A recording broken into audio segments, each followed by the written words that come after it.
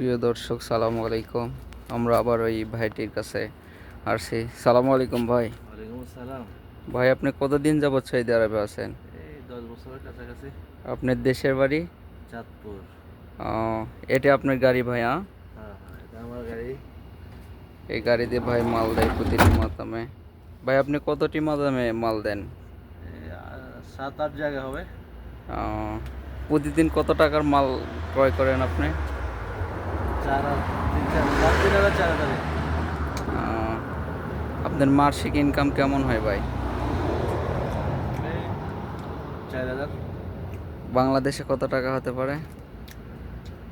এই খরচ বলা যায় তাও। 1 লাখ থেকে 1,20,000 টাকার মতো, হ্যাঁ? হ্যাঁ হ্যাঁ। সব মিলে ভালো আছেন তো ভাই নাকি? আছি আলহামদুলিল্লাহ, কিন্তু খরচ বেশি সৌদি আরবে। সৌদি আরবের বর্তমান অবস্থা কেমন ভাই? অত বেশি ভালো না ভাই, কাজ কামের শর্ট, অনেক মানুষ বেকার, এই অবস্থা। ধন্যবাদ ভাই আপনি আচ্ছা।